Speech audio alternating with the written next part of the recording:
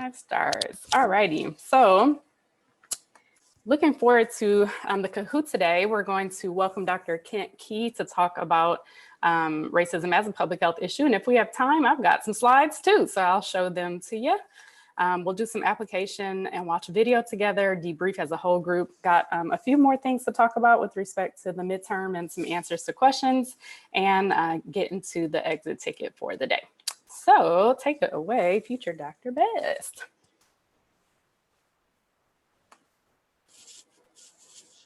Sounds good. One moment.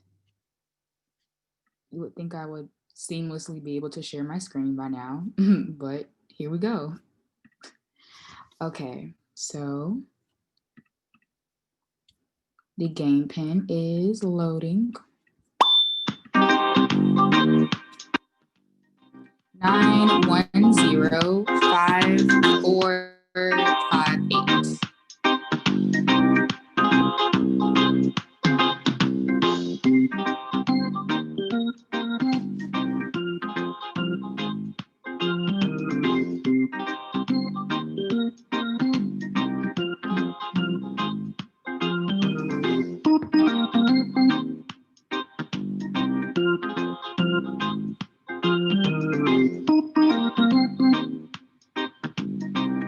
Oh, this Halloween theme is cute. Okay. I know you guys were talking about it last time, and I was like, what are they singing? I didn't even notice it. Oh,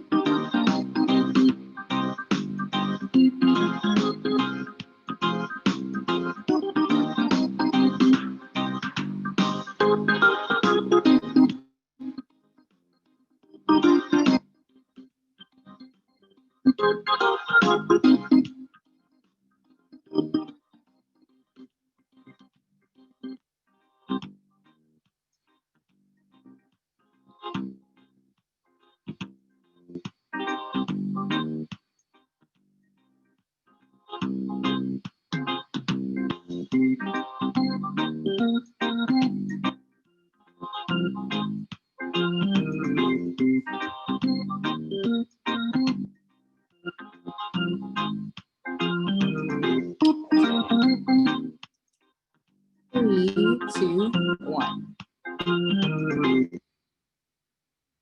Okay. Which of the following is a dimension of structural racism that impacts health inequalities? Immigration policy, social segregation, intergenerational effects, all of the above.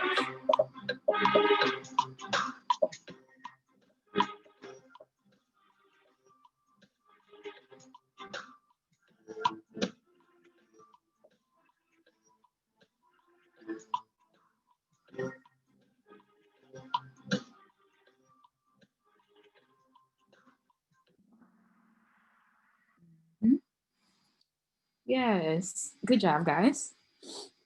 Team, you all.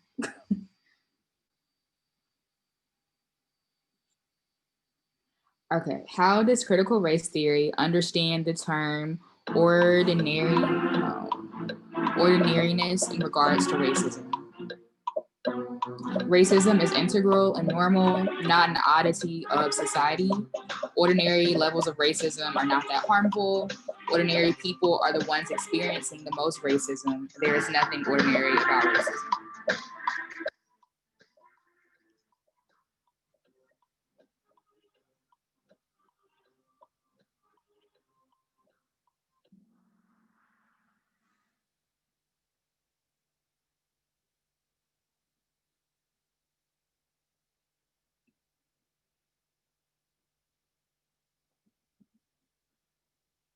Racial socialization is not helpful in reducing the deleterious impacts of discriminatory racial encounters in youth.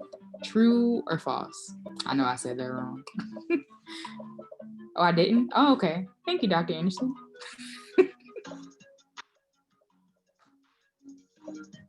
It's a lightweight threat. Like if this one is wrong, just I will lightly threaten people. Just a little baby threat. No. Drop the link to Dr. Anderson's profile on the SPH website.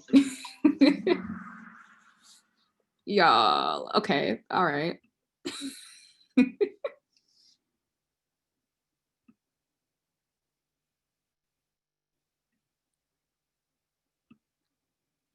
The recast theory postulates that racial socialization moderates the relationship between which two factors? Emotional regulation and discriminatory racial encounters, racial identity and racial stress, discriminatory racial encounters and self-efficacy, racial stress and self-efficacy. This one's much tougher, so I will be nicer on this one.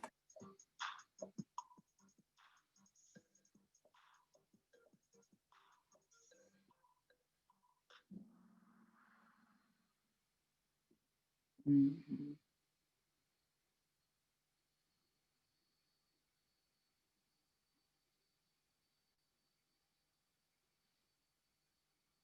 Criticism identified by Coyne and Raciopo accurately portray shortcomings of coping research. True or false?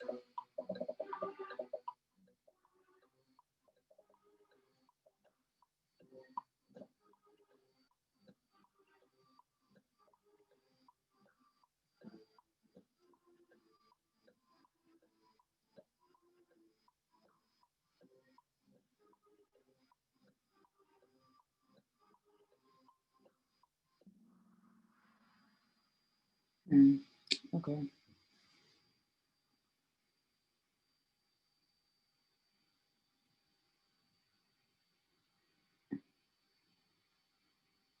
Choose from the following positive coping methods identified to decrease stress during COVID.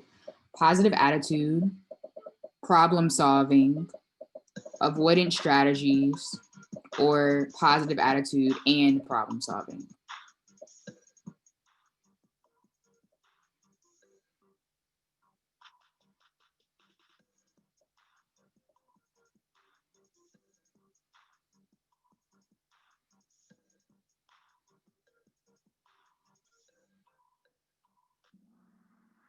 Mm-hmm. Great job. Yeah, the idea here is that avoidance could be considered a coping strategy, but for COVID, it may or may not be effective. But congrats. Good job, guys. Yep, I see that difficult question about the recast theory right there on top. Thank you so much, everyone. All right, so super excited to welcome our next guest. So let me go ahead and get back to this screen. All righty. So we are super excited to have Dr. Kent Key with you today. Embarrassing picture number 5. That's just how I roll. Love to make people feel super uncomfortable when they start talking. So let me give you a bit of Dr. Key's bio. If you can't tell by the picture, we are culture health leaders as well. So he was in the same cohort as Haley and I, who you met for the trans theoretical model a few weeks ago. And we are the cohort ahead of our Tara Rogers, who you met at the very beginning. Sorry, I'm just trying to pull it up. Where did it go?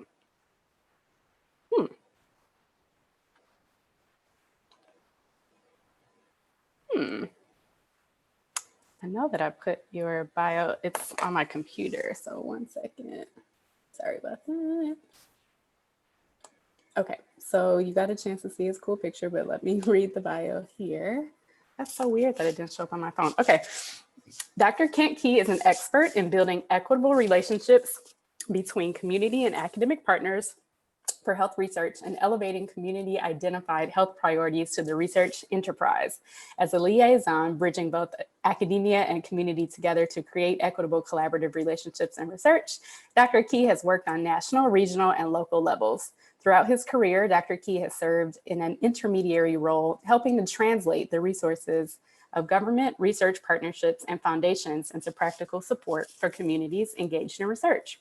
Dr. Key is currently the director of the Office of Community Scholars and Partnerships at Michigan State University, where he directs the Community Scholars Program, the Community Action Council, cross-campus institution partnerships, and community research matching for research. So then there's a huge gap about all the fantastic and wonderful things that he's done. So I'm going to skip over a baby bit of that to get to the bottom chunk. Immediately after the Flint water crisis, Dr. Key and a collaborative partnership of community, Michigan State University and University of Michigan, Ann Arbor and Flint founded the Healthy Flint Research Coordinating Center, where he serves as a core director. This center's main objective is to coordinate the research being conducted in Flint post the water crisis to eliminate duplication and reduce the burden on the community. And most recently, I know that Dr. Key has worked tirelessly on behalf of this very topic of racism as a public health issue. So Dr. Key, I welcome you and I bid you greetings from our class. Well, thank you and hello to you all. Am I allowed to share my screen? You can do whatever is in your spirit up until 1:40. Yes, you can. Well, I can't right now because it's disabled. So that's well, then that's what we might need to say. Dr. Anderson, can you please allow me? You know what I mean? That's what I'm saying. Really, I'm not. All Hi, right. Brianna. Hi. I'm doing well. That's how we do each other all the time. Like this is how we show affection to one another. Yeah. That picture that she utilized was a picture that we were actually about to leave to go catch our flights. And so I was in my jogging suit. So she's like, she loves her, she and another friend of ours, Adiola. I'm always taking pictures with the both of them for some reason. So anyway, it's a pleasure to be here in you all's class and to share some of the things that we've been doing in Flint and Genesee County specific to racism as a public health crisis. Oops, I didn't mean to go there. So again, Dr. Kent Key, I'm so happy to be here. And one thing that Rihanna did not share is that I formerly was in Ann Arbor for about 8 years. I worked at the medical school over there off of Plymouth Road in the Michigan Institute for Clinical Health Research in the Michigan CTSA. So I transitioned to MSU in 2017. So just some of the things that I have been doing. And then more recently, I was appointed to the governor's task force, the state task force on COVID and health disparities, the community action team, as well as we started and founded a local task force, the Greater Flint Task Force on COVID and health inequities. And so that's some of the other work that I've been doing that's been slightly and closely related to this work around racism as a public health crisis. So I generally like to just kind of start by just kind of talking about the generational effects of racism and its impact on health. So racism was and is at the core of slavery in the United States. It was systemically woven into the fabric of the United States Constitution, which serves and has continued to serve as the blueprint for all US systems, policies, and governance. Although the words regarding slavery were amended, because in the original Constitution, African slaves were considered 3/5 of a human being less than human. Although those words were amended from the Constitution, the systemic racism that was embedded therein was not. And racism is at the core of the racial inequities and disparities that we see across all systems and institutions in all sectors, whether it's education, social economics, health access, housing, built environment, employment, legal, law enforcement, you name it. And we see it more recently playing out in COVID. You know, everyone is like, oh my God, you know, Black and brown communities are more disproportionately affected by COVID. Why is this? And those of us that have been doing racial and ethnic health disparities work are like, because all the other disparities are too, you know? And so we understand that there are some systemic things that are happening that allow these things to play out the way they're playing out. So although the physical oppression of African Americans and other people of color throughout slavery has ended, racism still undergirds the modern day oppression of communities of color. We saw it with Jim Crow laws. We saw it with the rise of white supremacy groups, as we're seeing now, clearly now. We saw it with the lynchings of too many numerous people to count. And we see it every day playing out in our systems and in our institutions that govern our lives. So we have to understand that to dismantle physical slavery only and not to dismantle the racist systems and structures that were set up by slavery, it is counterproductive. So what I like to do is to challenge people's thinking about racism and the approach in how we are addressing racism. So before I get into that, I just had this quote here about the mental disparities, and there are so many publications that talk about the mental impact that racism has on people of color, the mental health consequences, whether it's perceived racism, experienced racism, and all of that. And so it is a multifaceted type of impact, but it happens throughout generations, and we can get deeper into that in the conversation. I kind of want to just kind of highlight and underscore first the resolution that I wrote in Genesee County.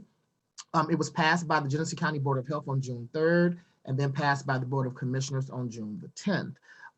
1 through 6 are actual,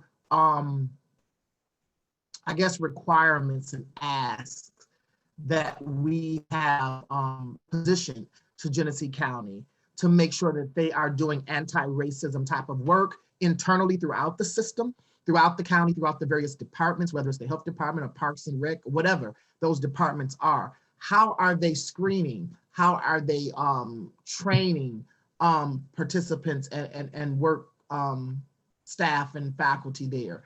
How are they creating organizational structures and plans and work plans to dismantle racism and to educate employees on the impact that government has on racism? And we've been seeing that historically throughout this country. Many people have seen that, and that kind of played out even in the Flint water crisis. And then the last one was the fiscal impact, and I'm not going through them individually because you guys are able to read them. But the last one is saying, okay, now put your money where your mouth is, right? Allocate some money to enforce and to ensure that this type of anti-racism work is being done not only in the health department, but across departments in Genesee County. This was incredibly important because where a person's, I used to hear an old wise tale or fable that where a person's treasure is, their heart is also. You know what people value by what they invest in. And it's important that this not be just a fad or a phase. Right now, everybody's talking about racism because of the protests and the things that have been going on. Black Lives Matter, George Floyd, all these things, Breonna Taylor. But this has to be something that is consistent because racism has been consistent, but it had manifest in different ways. But one way that it has been consistently manifesting is in systemic racism through systems. So one of the questions that I always get asked is, why must it be labeled a public health issue or a public health crisis?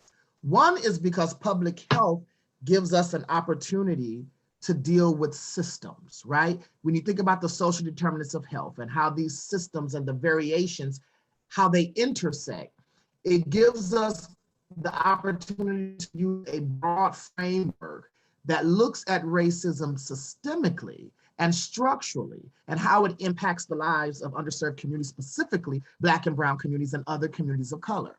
So we are allowed to do assessments, create policies, and then create assurances to enforce and maintain the things that we've created through our policy development. So public health is ideal because it's multi-sector.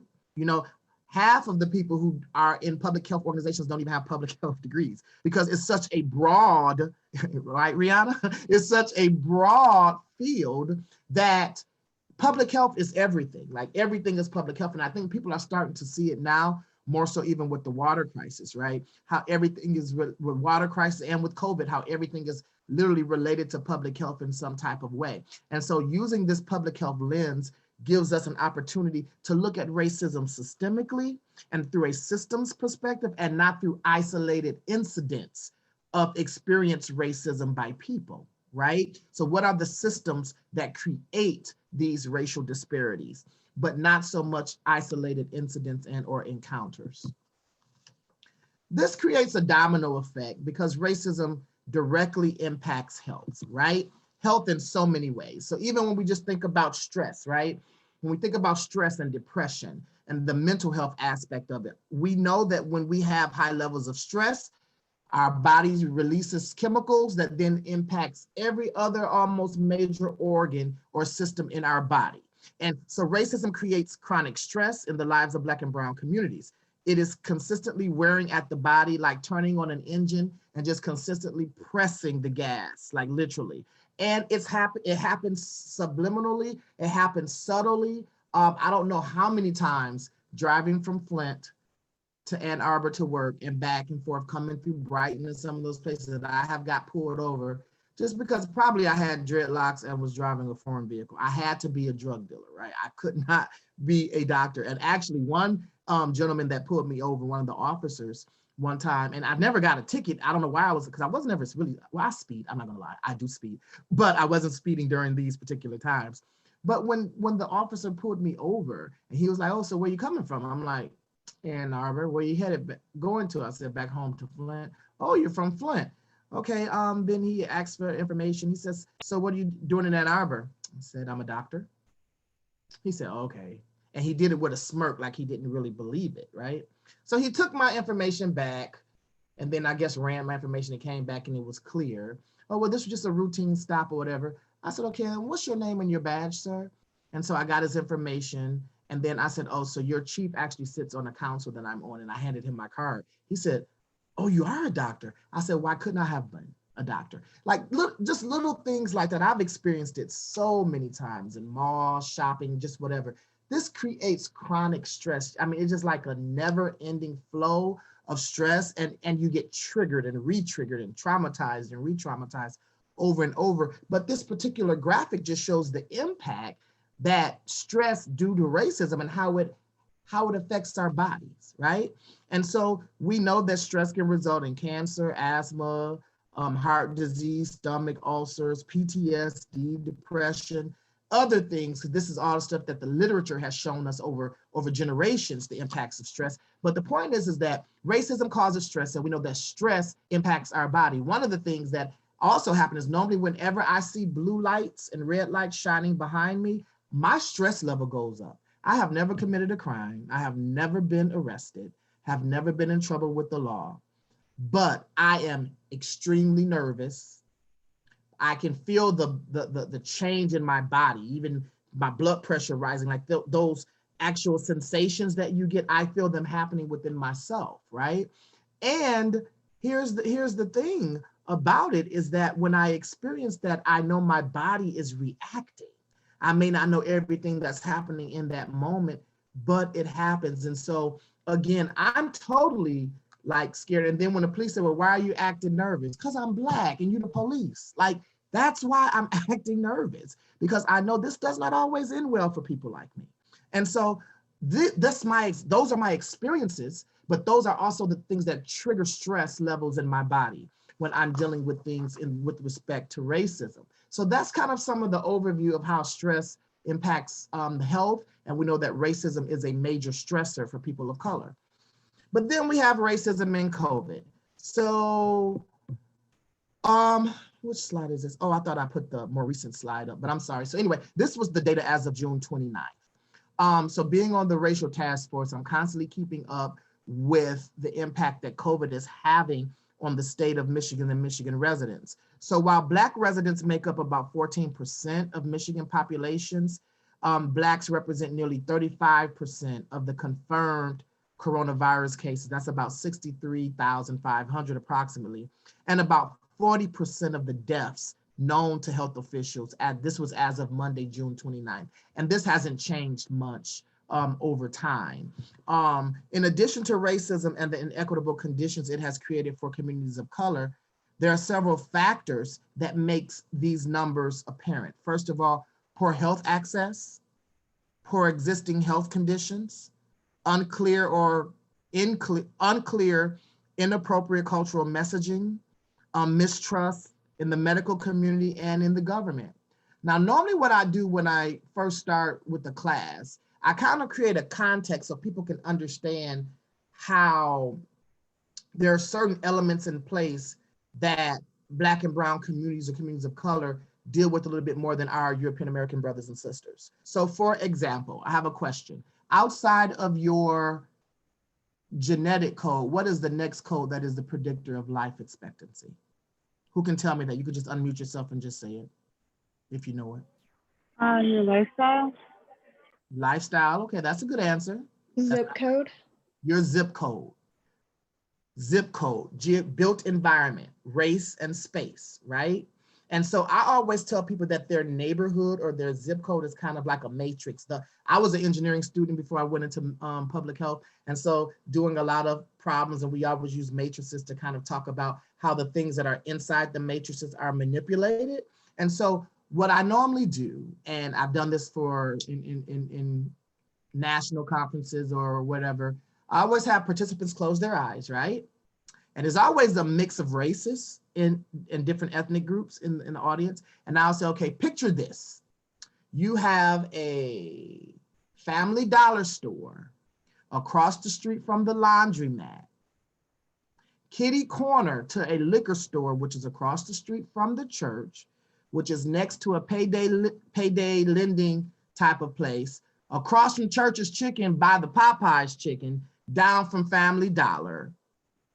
Now I always give some other examples. Next to the beauty supply store, where are you? And I'll just create like this matrix, and people's hands will go up and say, Flint, Detroit, Chicago, Compton, Houston, like all of these urban centers where African-American and other minority communities generally are populated, right? And I always say that that is a matrix. That's something that we live in, right? And also within these communities, you tend to see statistically higher rates of asthma, higher rates of diabetes, higher rates of, well, not higher rates, but what we call food deserts, right? Where you cannot really get healthy foods at affordable prices. You tend to see so many different dynamics in this matrix, right? And these all lend to like pre-existing health conditions and poor health access. So I'm gonna pivot for a minute and ask you guys a question. We'll come back to COVID. Have you guys ever heard of the scenario, the crab in the barrel? Anybody ever heard of that? And I can't see, I only see three faces because I'm sharing my screen. My face, Janae, Rihanna, and Tasneem, and you're not on video. I just see the name, so I can't really see everybody's face. So when I pause, it's because I can't really see responses. Dr. Key, the chat is blowing up. The youth are saying yes. Yes, in fact, they have. Thank you. So normally when we hear this scenario about crabs in the barrel, oftentimes it's used to depict people of color and communities of color. You know, if those Black folk would just work together and stop pulling each other down every time somebody try to rise up out the hood or out the barrel, which is care, then we just pull each other down. They need to work together, right? And I notice in every analogy that is often used in, it is always used to demonize the behavior of the crab, right? Why are those crabs going crazy? Why are they not working together? Why are they pulling each other down? But has anyone ever answered or asked the question, why are we demonizing the behavior of the crab and not really considering who took the crab out of the water, which is this natural environment where it can live its best life, and put it in a barrel, which is totally foreign to it, which is not conducive to its living its best life. And then once this creates this kind of cognitive dissonance and total chaos and confusion in the crab's life, then we sit around and then dog the crab out. But whoever thought about dogging out the power structure or the person that decided to take the crab out of its natural habitat? And that's what racism does quite often. It creates these systems that puts people in these compromising situations. And then when we see high crime and high violence and high unemployment, then we want to talk about, oh, well, those people over there just need to learn how to do better. Or they need to learn how to manage things better. But we never talk about the systems, the structures, the matrix, the barrels that create these types of conditions. So when we think about coronavirus, it's no wonder that Black and brown communities are more impacted because we have the highest rates of asthma because of zip code. If you look at the history of the systems of racism, such as redlining, which was with the housing system and the banking system, where communities of color were forced to live in certain zip codes and were not sold properties in other areas that were more affluent, then you also see that in those patterns, those were also areas where factories were built, right? So you have manufacturing factories and other industrial complexes that polluted the air, polluted the water systems, polluted so many other things. And then we wonder why communities of color are more susceptible to various health disparities across the board, including COVID, because of these pre-existing conditions. I'm in Flint, Michigan, right? The Flint water crisis compromised the health of more than just the kids. The kids is what got everybody's attention, and it was more in the water than just lead, right? But when you talk to people now, about 50% of the city, and I'm talking about adults now, are claiming that they're having upper respiratory issues now and they never had them before the water crisis. So when you have COVID comes in now, while we're still in the water crisis, but after the onset of the water crisis, then you wonder why people in Flint are becoming more susceptible to COVID, because now people are having these upper respiratory issues as a result of the water crisis. So again, that's why we see these types of disparities such you're seeing these charts, because we typically see Black and brown communities most impacted across health disparities, including COVID. And again, in Michigan, Blacks only make up 14% of Michigan's population, but as of June made up 40% of the deaths in Michigan related to COVID. So one of the next questions I was asked around this racism as a public health crisis is, why now? You know, one commissioner who didn't vote in favor. So for the Board of Health, it was unanimous. When we got down to the commissioners, 7 commissioners passed, and I think 2 did not vote in favor, but it still passed. And so one of the commissioners was saying, well, I just feel like this is being rushed. It's just too much happening. All of these protests are happening, and he was European American. It was all these protests, and I just feel like you guys are just shoving this and rushing this down our throat. Like we need more time to deal with racism. And my response to him was, sir, this country has had over 400 years to deal with racism. How much more time can we give? So the combination of racial disparities before COVID, the combination of racial disparities, including COVID, the issues of unjust killing such as George Floyd and Breonna Taylor created a perfect storm to show and highlight how racism is eroding our society and negatively impacting Black and brown communities simultaneously and in multiple forms. It's important to understand that COVID and racism both affects us both physically and socially. And I put this particular reference in because when I'm dealing with public health folk or medical students, I like to remind them that from this chart, and this was a chart, I believe, from the county rankings project through RWJ, and I'm moving you guys around so I can see the chart. But as you can see, literally clinical care only makes up 20% of the factors that impact our health. And so you got health behaviors, you got social and economic factors, and we just talked about the physical environment. That's that crab, that's that barrel that we just kind of created, that matrix.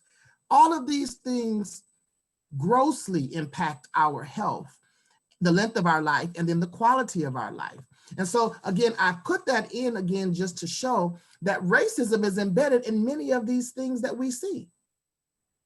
Many of the things that impact our health. When we think about the social determinants of health, when we think about housing, when we think about transportation, when we think about the built environment, when we think about health access or the lack of, when we think about access to healthy foods, healthy access and affordability, I'll say that, to healthy foods. All of these things and all of these systems have had historical racism and racial consequences for Black and brown communities. And then I'll end real quick on police violence. So of course, violence that ends oftentimes with death is often something that we see common in Black and brown communities. This particular study that I'm just highlighting for you guys just kind of gives you a glimpse of the disparities that we see across race due to encounters with law enforcement. And some of the results of this study were that victims in this particular study were majority white, 52%, but disproportionately Blacks, which made up 32%, with a fatality rate of 2.8 times higher than whites. So Blacks in this study, and from the data that they had, were 2.8 times higher to actually lose their life from an encounter with law enforcement than their white counterparts. And again, there are several other reports that you can pull up, but this one focused on deaths due to use of lethal force by law enforcement.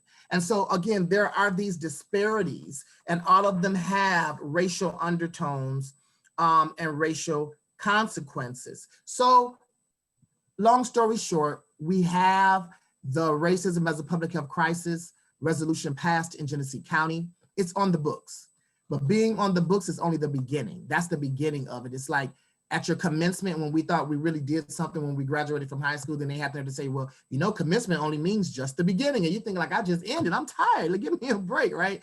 So really getting it on the books is the beginning of the work. That's the easy part. It's hard, but that's the easy part.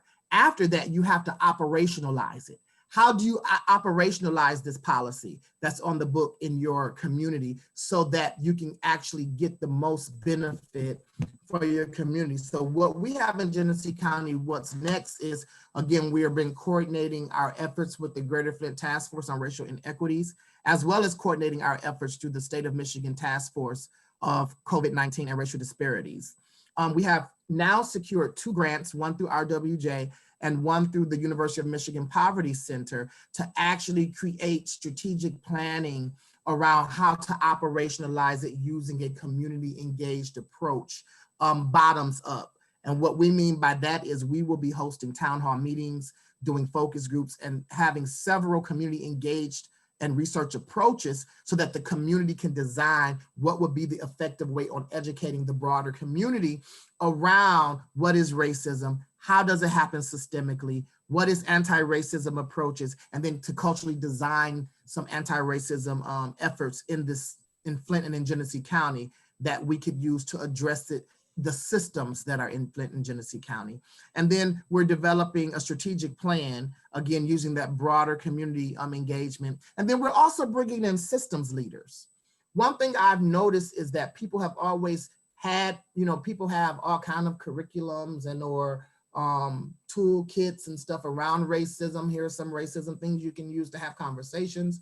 But what's missing for me in the literature and in most of those things is how to you do it in a systems arena. How do you do systems thinking? How do you bring systems experts into these conversations? Because we're not talking about Dr. Key's isolated issues around racism or encounters on racism, but we need to understand systems dynamics. We're talking about racism systemically and how it operates in various systems individually, but then also how those systems intersect and actually perpetuate racist or racism or racist policies, governance, laws, etc. And so those are some of the things that we're working towards. And then we're developing a local oversight committee. So although this was Dr. Key's resolution that I created, I won't be the end all be all. We have community residents that make up multiple representations of our community and sectors of our community that will be the decision makers and how we move forward in this work.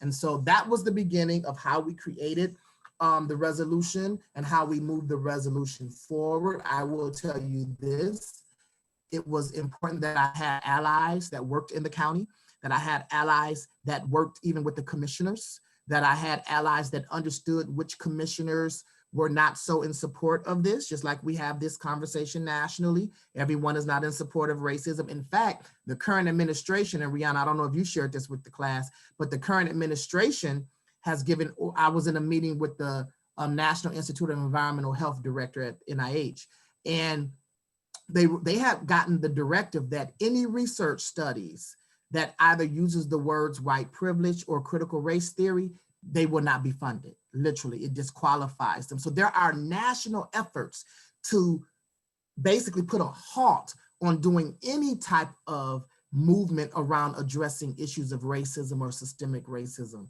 And so these are the things that we're having to deal with. And that's why it's so important that we look at racism and push this envelope, and also adopt public health as a mechanism by which we look at it from a systems perspective and not individual isolated incidents. I always end by saying this: if we continue to look at it through individual isolated incidents, 50 years from now, we're gonna still be marching saying we shall overcome.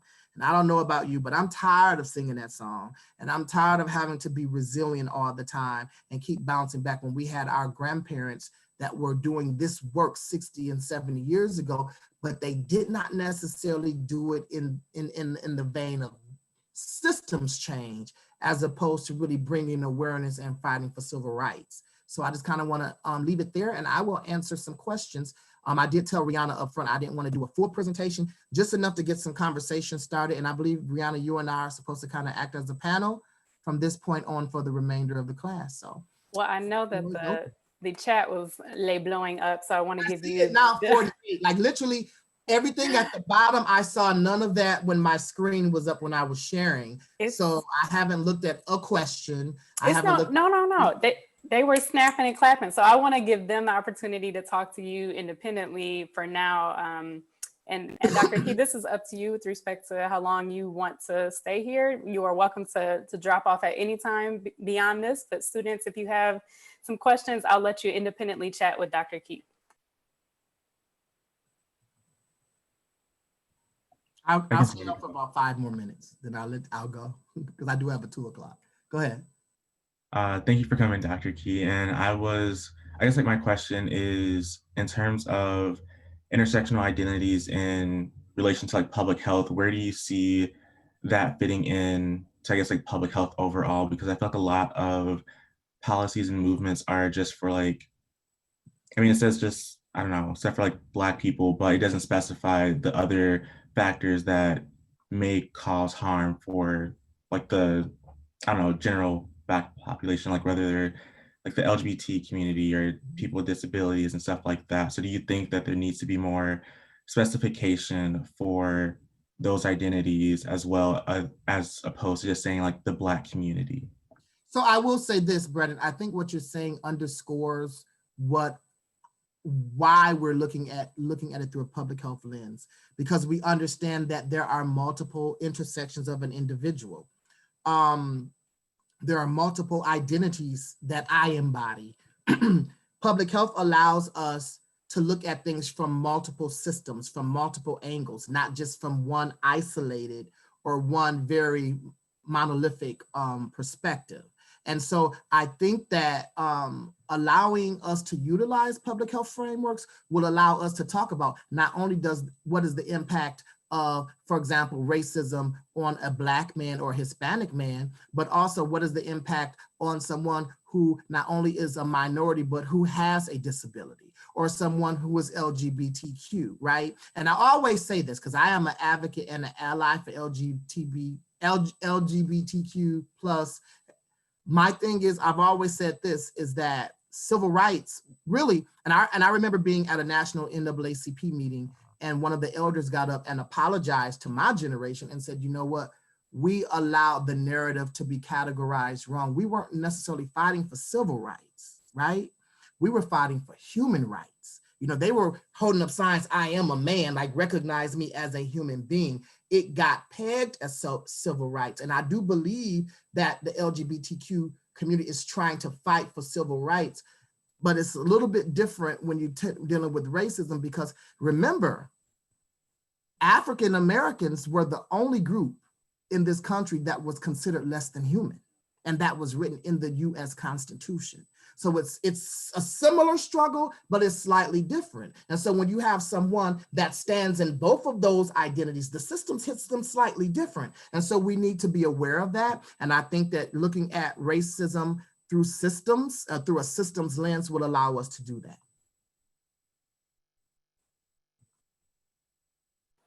Maybe one more question to take us home.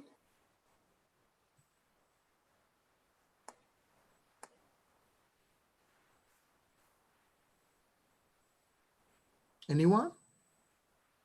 I guess no questions is good. Hope I didn't bore you. Well, oh, please. Now you're fishing because you saw that the chat was blowing up and they loved you. So we already know that they love you pieces. So let's go ahead and give Dr. Key a hand clap, a ASL shout, a thank you. We're so grateful for your time and dropping the knowledge. And I really think that your last point was incredibly important with respect to the categorization of Black folks from a human and a public health perspective and how those two intersect. So that point is really quite helpful to what we'll be discussing next. So as you see the chats blowing up, the students are incredibly grateful. We thank you so much, Dr. Key. Thank you all. You guys have a great day. Thank you. Bye. All right. Well, now I'm jazzed up and fired up. So we have 30 minutes left. We've got two options today. So in the chat, we're going to do a 1 or a 2 to vote. So 1 will be watching about a 10-minute video on racism as a public health crisis and being able to chat with a group on some of your thoughts and questions. So this really gets more at if you have things that you want to discuss and you want to talk it out with a partner or a group, you'll be able to choose option 1. Option 2 is to let me show a bit of my work, some presentations, some videos that would support some of Dr. Key's points. So it's up to you. If you want 1, to have some time to chat about a video, that's 1. If you want 2, a bit more presentation, that's a 2. Okay, so let me be quiet and do my presentation super quick. All right. I also have I have plenty of this taped. And so whatever we don't get through today, I'll send a link. So if you're interested, you can take a look at that. So let me go ahead and show then, again, a lot of points that are going to support what Dr. Key was starting to say, but some demonstration of it as well. So I'm really excited about that. Okay, so what I typically do in the talk that I gave last Friday to UNC was preparing for racism like we do plane crashes, moving the talk to the walk. So in 2019, 257 people died in plane crashes worldwide. That same year, at least 260 Black people were killed by police in the United States alone. So why do we know more about what to do in plane crashes than in racial incidents? So if you take a look at this graph, I know that y'all, well, you know that I don't know nothing about graphs. I don't really understand it, but I know that what y'all would tell me about this graph is that it looks like it's getting better. So generally speaking, what we're seeing is that the number of fatalities from airliners have gone up at one point and then have come back down. So it going up also coincided with how many planes were actually taking off. We got more innovative, more thoughtful around how do we even get planes off the ground, but we were meeting it with some challenges in the middle of this graph. But then as airline creation got better, we were able to innovate better, and we thought about how to improve these planes. Then we saw that the amount of fatalities have actually decreased over time. So generally speaking, then we would say airplanes as structures are improving, and yet we engage in behaviors to keep us safe just in case. So if you can remember back to say February or January, when you may have last been on a plane, someone told you what to do in case of emergency, in case we were going to crash. With discrimination, it's arguable whether the structure in the United States is improving. So racial discrimination and racism has, as we were saying in the chat, even with Holly, some of the comments that you were making about what video has done now. But if you think about the original video, the postcard of lynchings back in the early 1900s, or what we saw when we put dogs on posters to create propaganda against Black civil rights protesters in the 1950s, if you think about the surveillance footage of Rodney King or Latasha Park, people who were either brutalized or killed by other people, these are things that we've been seeing for some time. So whether these things are improving is arguable. And yet we don't fully understand how to engage in behaviors to keep us emotionally safe. So even though we are seeing more fatalities, and this is again, in the US alone with one group of people, so we're not even including Latinx brothers and sisters. We're not including Native brothers and sisters who actually have a higher incidence rate of all groups of people killed by police. And again, we're talking one system. We're not talking about a number of other systems. We're talking about just policing, we're losing more people than we are in plane crashes worldwide, and yet we still don't know what to do about it.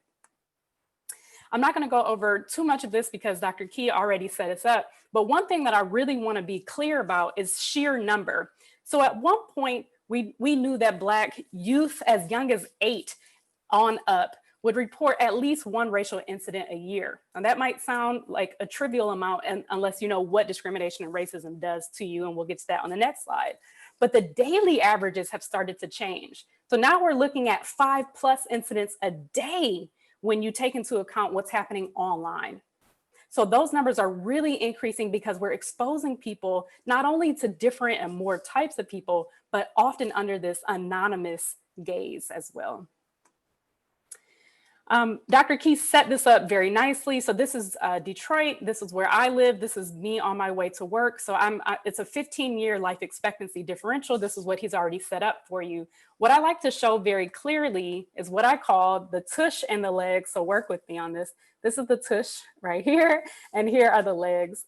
And so what happens at the tush and the legs, this is where Detroit is separated from Grosse Pointe.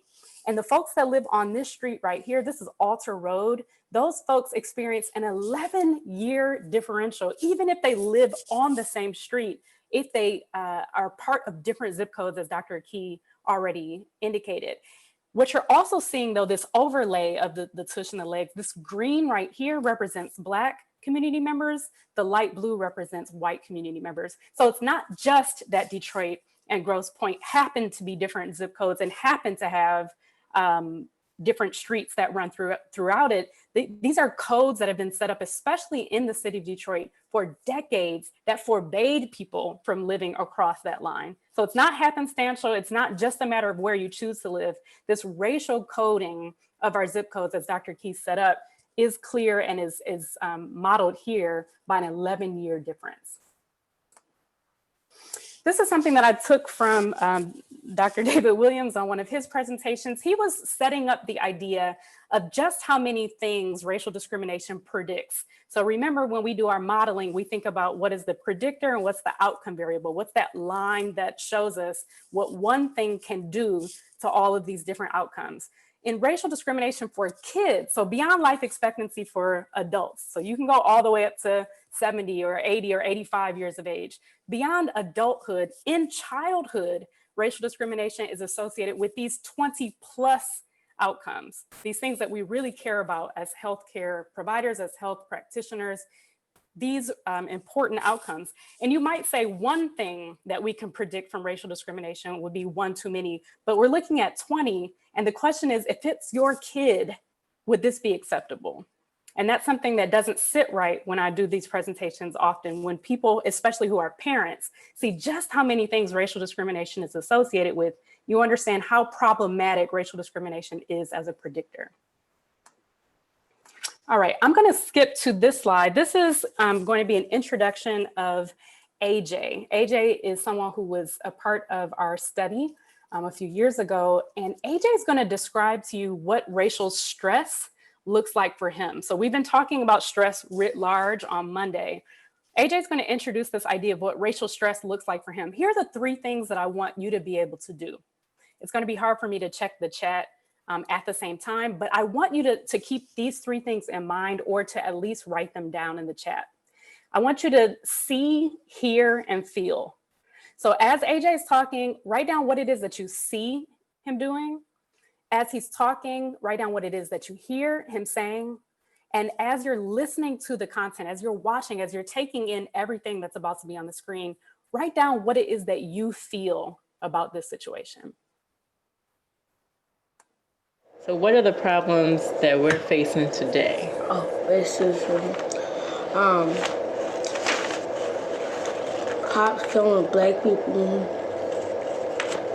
Just like, mostly about like racist. Like, cops is killing Black people, and the cops that kill Black people is white. You ever notice that? So what do you think that means? Like, expand on that for me. Talk to me about that. So what do I mean about that? Like, the Black people don't like, the white people don't like the Black people. So like the cops is like trying to get rid of the black people faster so they can live longer, but they just trying to get rid of them. Why do you think that is? I don't know. How does it feel when you see things like that? It hurt. Okay, so Emma said he sounds tired. So tell me, if we start with seeing, you can again drop it in the chat or you can come off mute. What was it that you saw? So Brandon indicated numbness, normalization of racism, and police murder. What else did you see? Thanks for that, Brandon. Taz said fidgeting, right? Yep. A lot of folks are starting to see fidgeting or restlessness, right? Breathless, fidgeting. So, so you saw him fidgeting, you see him kind of reacting to what's going on. What did you, and this is the time I really wish on everything I could show this to you without this box, because you're seeing so much of the micro expressions on his face without it, but you can see his greater body movements of fidgeting.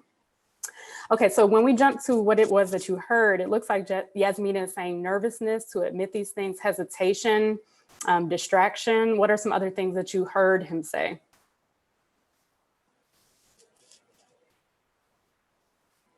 Okay, so Alex is indicating this really interesting part of the conversation, in which in psychology, we call that the aha moment. So AJ is coming to an awareness in front of us and then looking up and saying, did you notice that? So him trying to get us to share in that understanding, his aha moment, his awakening to this racial systematic, essentially annihilation of Black people, right? Like he's awakening to this thing that has not impacted just him, it's impacted folks like him, and he's trying to bring you into that awareness. That's exactly what I saw as well. So Alex also indicated that these are facts. Yep, so did you ever notice that? Great, that validation part, great. He is aware. So Jadreen, that's something that's really interesting. We get a split response on this whenever I ask people about this. Some people say, you know, he doesn't really know what he's talking about. He's trying to figure it out. And it's like, no, AJ is actually really quite clear, and he might be walking into it, but he's seeing this for himself. So I appreciate you saying that.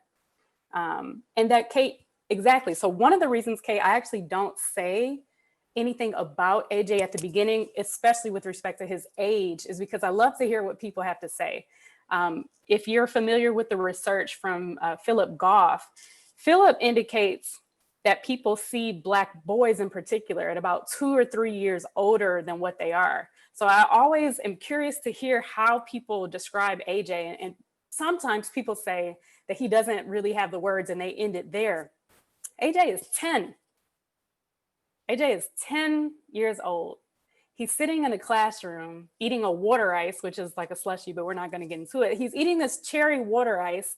He's doing developmentally normative things by moving, by fidgeting. He's a 10-year-old Black boy doing what 10-year-old Black boys do in a classroom setting, talking to you about systemic racism. So if he doesn't have the words, remember that he's 10, A, and B, remember that he's telling you about the systematic annihilation of people who look like him. So just being ever mindful of how all those things play a role into that. Finally, something that I haven't heard you all share as much, tell me how it is that you feel. Again, feel free to come off mute or to drop it in the chat. How do you feel after watching AJ share his story? Heartbroken. Thanks, Joe. And Maureen, yes. So feeling or knowing that he had to grow up much faster to have those words, to have that awareness that a non-Black child is really quite important. Michaela says protective, Iman, sad. Yasmina, helpless and upset, saddened and heartbroken. Those are words that I share, angry.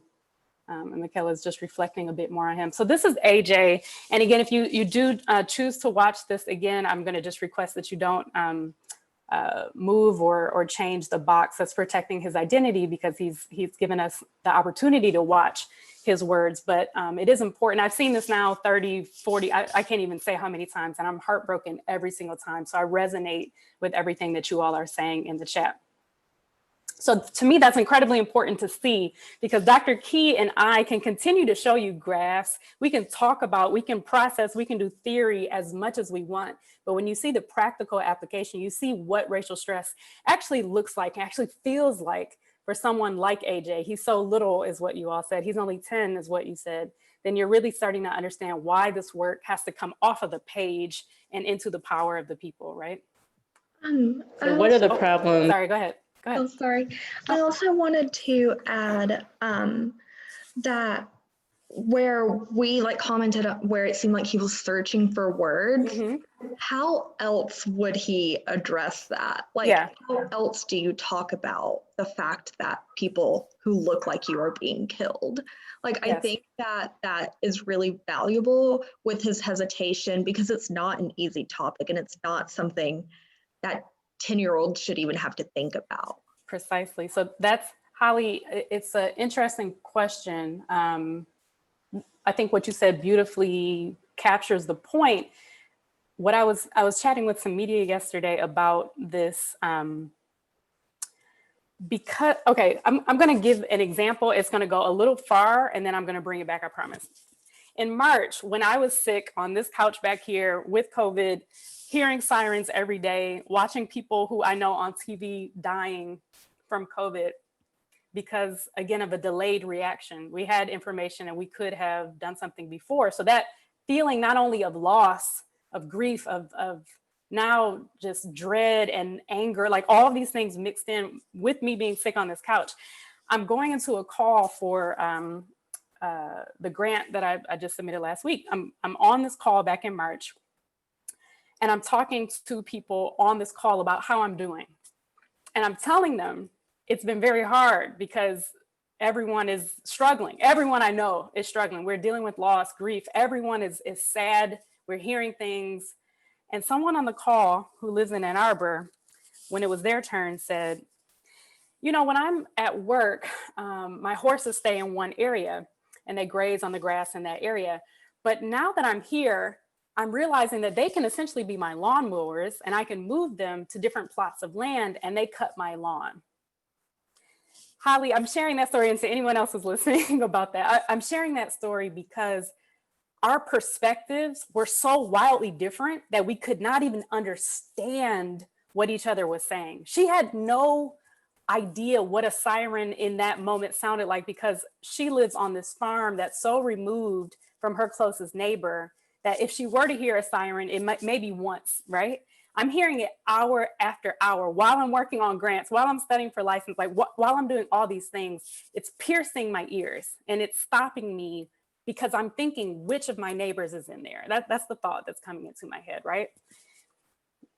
We lived in totally different worlds in that moment. And that goes back to what Dr. Key showed us from his visual. There's a University of Michigan infographic about this, that Black Detroiters were 4 times more likely than white Detroiters, not white people, not white Ann Arborites or white Detroiters, to know someone who died. 4 times. You could be my next door neighbor and I'm 4 times more likely to know someone who died if we live in the same city. And that's not even accounting for the type of story that I just shared about folks living in incredibly different spaces. So when AJ shares this story of growing up terrified of people who are going to, quote, protect and serve him, people who only know police in the framework of protection and serving, of helping when they're in need, of going up to them and saying, I'm lost, can you help me get home? If that's how you know police, then watching a story that AJ is saying is so far removed from your possible mind frame, your possible thought, that you can't even empathize with what he's saying. You're going to blame him. You're going to find out what's wrong with him. Why is he doing this weird stuff to describe these very helpful people? So that went far, but it was important for me to say because the tagline is we're living in 2 different worlds and people can't understand and they're trying to find words. They're trying to give AJ an understanding of why he would be saying those things because they can't even fathom that world. Okay, there's a lot of goodies that I want to show you, and we've got about 10 minutes, so I'm going to hop through this pretty quickly. But what I was sharing from the recast model and what the paper that we wrote hoped to show is that the coping, as I've already explained, that Black youth might be utilizing in normal situations is different when it comes to racial discrimination or racism. So essentially, the coping is compromised. What happens with racism eats away some of the available coping options that youth might even employ, given what we just saw from AJ, given that you don't even know how to deal with this looming systemic problem, let alone the interpersonal stuff. It's the systems level issue that's in front of you. So as parents have to address some of these concerns that are happening in the world around them, they're seeing these media images, they're seeing these headlines, and they're wondering, what is it that I can say and do for my child? Where's my seatbelt? Might be a question that folks are asking as the plane lifts up and is becoming more turbulent. So what we've already talked about, or no, not in here, one of the things that I focus on in the recast model is this idea of racial socialization, or the talk. And there are 4 different strategies that families use often in this case. I know that you all love these corny videos, so let's just go ahead and get into it. Here's another corny video from my colleague and I on what the talk even is.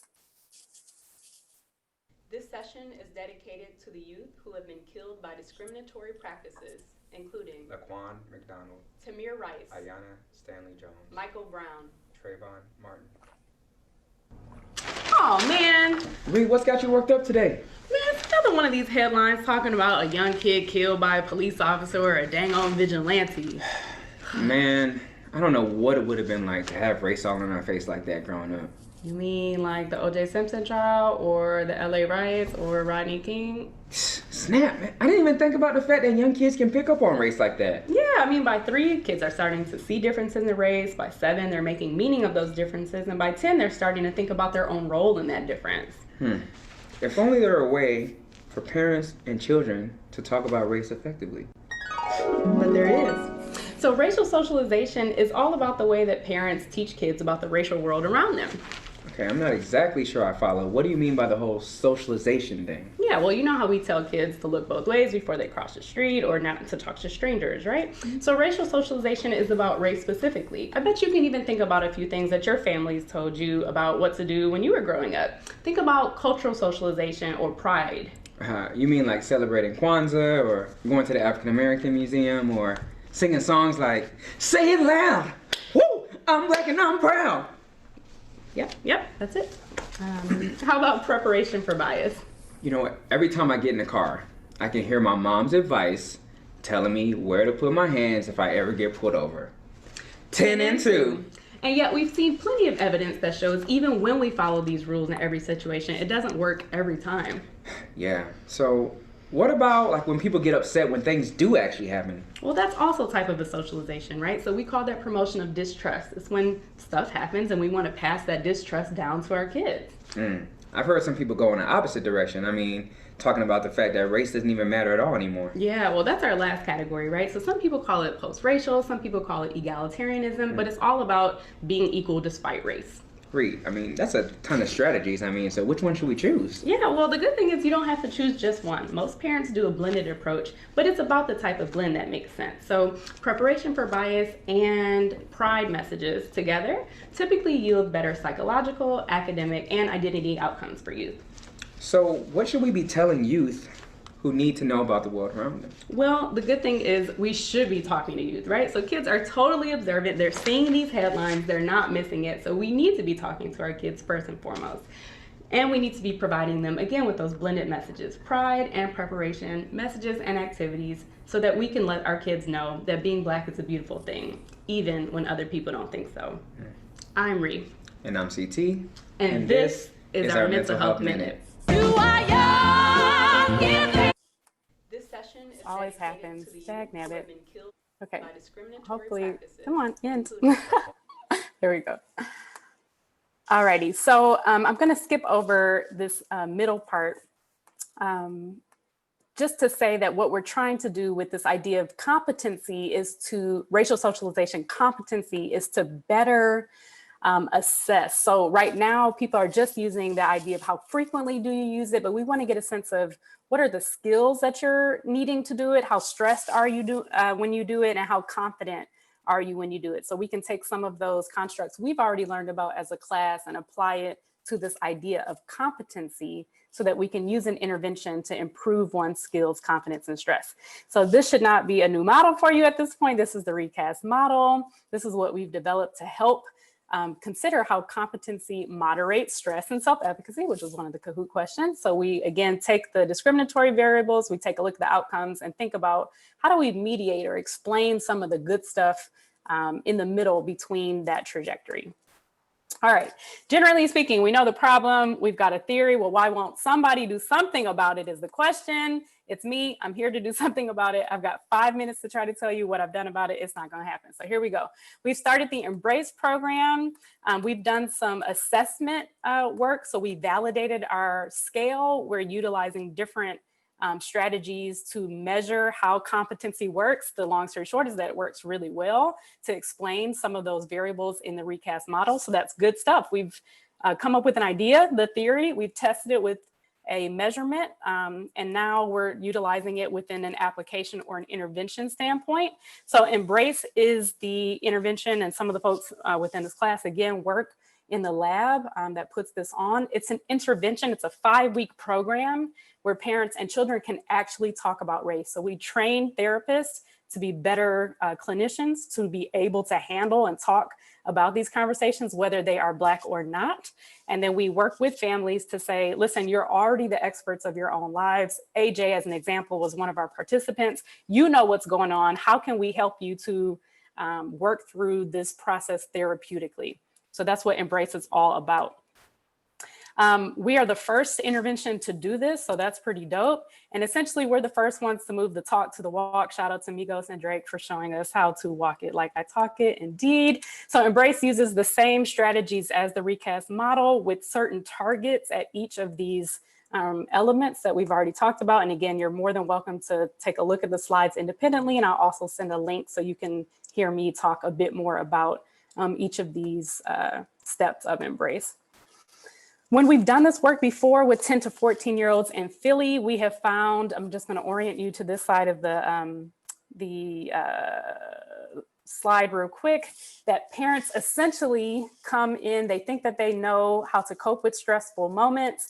When we continue to inundate them with stress in session 2, they're actually reducing their belief in their ability to cope. But by the end, not only has it gone above what it was in the first session, but it's higher than would be anticipated, because you think, oh, if I'm getting stressed out, that line is going to continue to go down, but I'm now becoming more adjusted to that stress. So now I know how to handle it. I say that I can cope well with it, and in fact, better than when I first came in.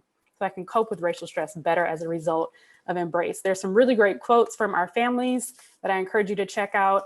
And then I always love for folks to hear the youth. So take a listen to Ben. Embrace helped me open up about some racial situations that actually happened to me, and it served as a support group for what I was thinking. It helped me think through what I was thinking. And it also served as a catalyst for conversations strictly about race instead of having race as the subtext of a conversation. Just love them. Love the beautiful family. And this is BE, his mother, so you can listen to them when you get a chance. The last thing I'll say very briefly is that one of the things that we're working on is actually a VR narrative. So beyond just having a session where families are able to process, we want to know how things like Embrace actually help when folks are in the real moment, if there's a moment of racial discrimination. So this is an example of Tiffany in a classroom setting with her teacher, Mrs. Smith. We would put children in this virtual reality experience to see how they're actually coping. They have options of which of these, for example, characters they feel like, or which thing that they would want to say. We're taking a look at their blood pressure, their heart rate as they're doing this. So we're actually seeing in real time whether something like Embrace by the end would improve your ability to go out into the real world and handle that process through coping. So we're trying to get a sense of that. We can't watch you. I'm sorry, my dear. I'm sorry. Okay. We're doing well. That's the point of all this stuff. We are aware that plane travel is becoming safer every year, yet innovation allows planes to be more stable, but we still prepare constantly from the harm from a crash. So although no magic formula exists for preventing plane nor discriminatory fatalities or harm, the bottom line is that we have to prepare for it the same way that we do planes. Racial socialization allows for this preparation, and the major key is that it keeps children emotionally safe, which helps them to build better planes, runways, and airports. So we're not saying that the structure or the system is not at fault. We're saying that in order for us to tackle that, we have to be well, we have to be okay to do that. And right now the children are being embattled by what it is that they're seeing. So racial socialization and things like Embrace help to create a buffer so that our children can be okay to deal with this crazy structure around them. It takes both a structural and interpersonal approach. So if you take Dr. Kent Key's work and my work, we're to keep Black kids safe from the harm of racism. So let's get our seatbelts and masks ready is what I would ask you all to do. Okay, that was the quickest thing that I could ever do in my life. So again, I'll show you a link of that if you wanna take some more time to get a sense of the work that we are doing. This is the video that's going to be available to you not only in this PowerPoint slide, but also in the in-session or in-class activities link. So feel free to take a look at that 10-minute video if you would like to get a sense of what Dr. Rhea Boyd has to say about public health or racism as a public health crisis, and then try to answer some of those questions just for yourself. What are some of the things that you would think about from that perspective? All right, so we have 3 minutes. I'm going to try to do this very quickly. When we were finishing up class last time, I know that folks were not okay. I saw the stress in folks' faces. We got, the comments and the questions. And so we know that that was a very stressful time. So the first thing that I want to say with respect to the midterm is that I was able to do some thinking, and I really want to just acknowledge that in a time where everything feels really out of whack, where we are just really trying to find some certainty and some answers, that not having those answers on Monday likely added stress. So I just want to acknowledge that that was not intentional, but often intention be darned, we still have impact, right? So I just want to acknowledge that I did not go into that wanting you all to feel stressed out, but I saw that you all were stressed. And so it was not my intention, but I am very sorry to have caused undue stress for folks who were wondering about what to do.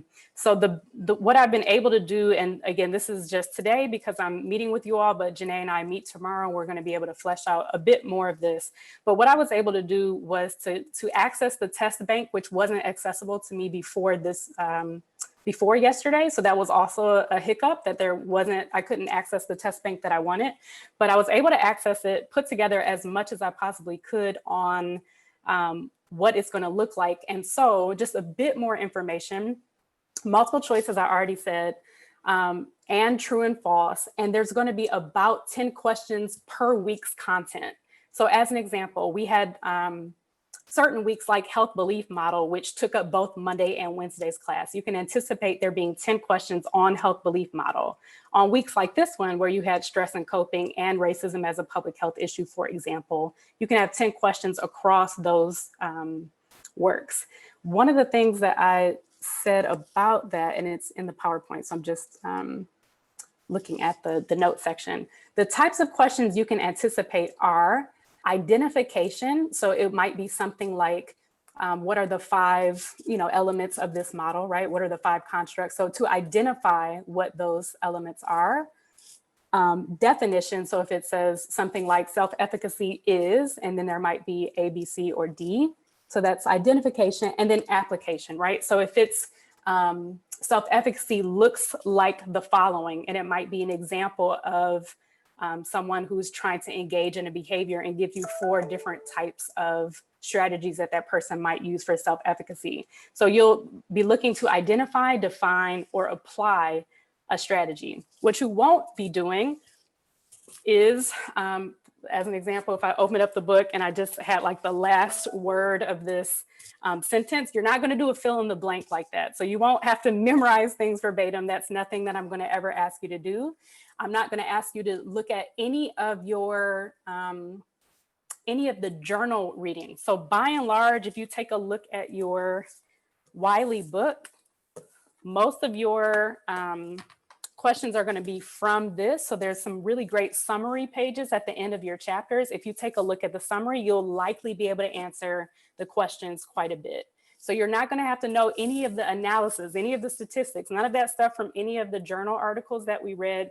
I really just want you to be able to identify, apply, and define major concepts of the theories. That's what our goal is for this class, is to know what theories are, like elements of those theories, but I'm not going to ask you best at all indicated these following words from their article. I'm not going to ask you what was the like statistical 0.05. I'm not going to ask you anything like that. I just want to make sure that you got the theory by and large, generally speaking.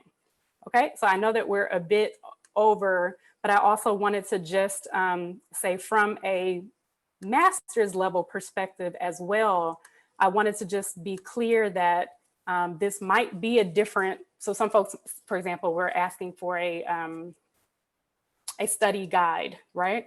So a master's level might be a bit different. So maybe there's not going to be a study guide, but I'm hopeful that the description that we just talked about is a sufficient and at least a more manageable, as I'm seeing in the chat, way of thinking about it. But I do think that based on what it is that we're trying to do in this master's level theory class, that being able to identify, being able to define, and being able to apply is sufficient based on the 6 topics that we've been talking about in this class thus far. 60 questions, yep, so 10 questions for the past 6 weeks, starting with social ecological model. So we'll put a list together of what those 10 topics are, but if you start with social ecological model and work up to this week, that's 6 weeks of content. And again, everything that we're going to need you to do, like coming to class on Monday from the Zoom link, we'll put in a very cohesive email to you all. So don't worry about that, but plan on Monday to come to this Zoom link, and we'll make sure that we have all the information sent out to you and ironed out before. I know it's 2:22, so for folks who do have to skedaddle, please do. But if you have any questions, comments, or concerns, stay on board. If you also want to drop something you learned, something that you want to apply to your life, and anything that would be helpful for clarity, go ahead and drop that in the chat as well. So thank you all so much. And I'm here for the next few minutes if you want to jump in. Thanks, Kimberly. Take care. Taz, the 6 tops will be in the code. Yep. Hi. Hey, Joe. I mean, maybe I should just email you. This is my dog. Oh, sweetie. Maybe I should email you and Janae about this because it's just like my own situation. Yeah. Okay. Like, because I can't come to class on Mondays. Should I just email you and we like figure something out?